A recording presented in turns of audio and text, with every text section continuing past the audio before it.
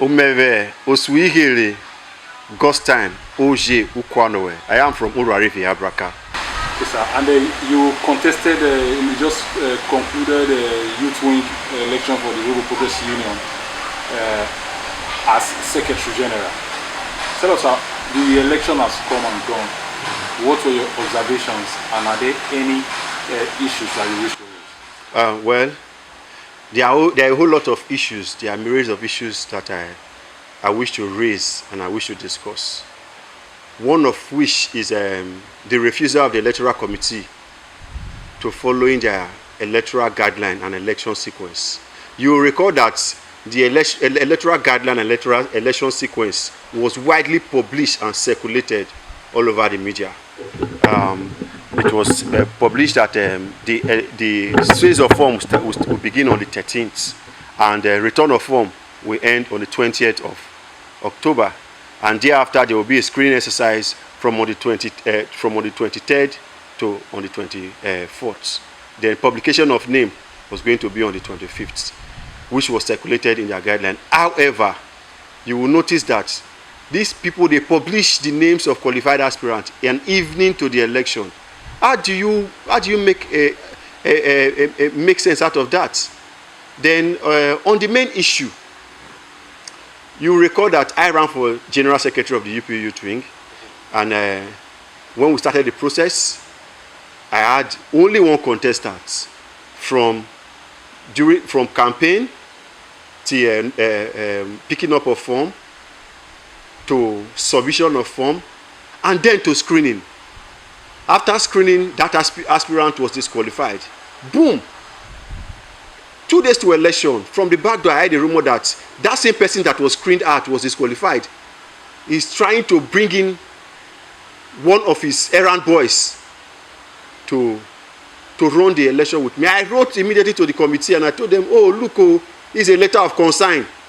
And the committee told me that it is not a substitution, that the fact of the matter is that a new person bought form and came into the race. I said, no, that is not attainable. That is against your electoral guideline that you publish and circulated, because you sequence the process, and that is against it.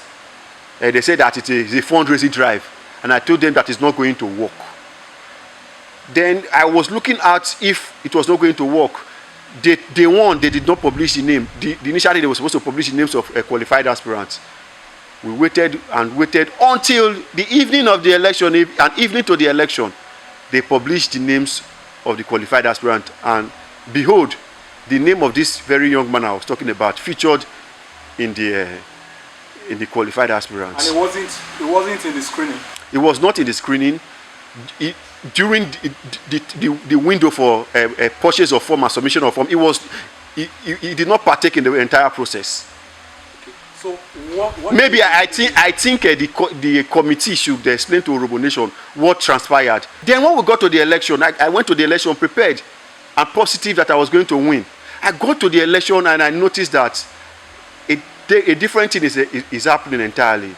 It is very shameful that we cannot take away government influence from socio-cultural organization in Urobo land.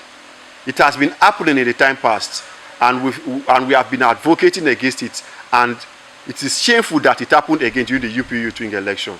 I understand that the majority of the people, that the government officials that carried out that evil agenda, they did that being overzealous, because I am aware, or let me exonerate Governor Sheriff, because I want to call on him that he should, as a matter of serious urgency, to address the issues of the irregularities that happened yesterday at Oviamuhe. And I want to tell him that he should call his officials to order, most especially my elder brother, Sunday Erumode Unurode, who is the director of protocol to government house, who claimed to be monitoring the election from Wellington Hotel in PTI. It should call all of them to order. They should stop giving the governor bad name. It is uncalled for. This is an Urobo government. Everybody that partake in that very election are Urobo people. The governor is an Urobo man. And there is no, we all are equal to the governor. the issue of favoritism and all of this, it shouldn't have happened in the first place. It was shameful that they came with a list, that the list was a governor anointed list. Then back to the committee, I want to express my heartfelt displeasure on them for them to have made an electoral guideline and later go back on their words and float it.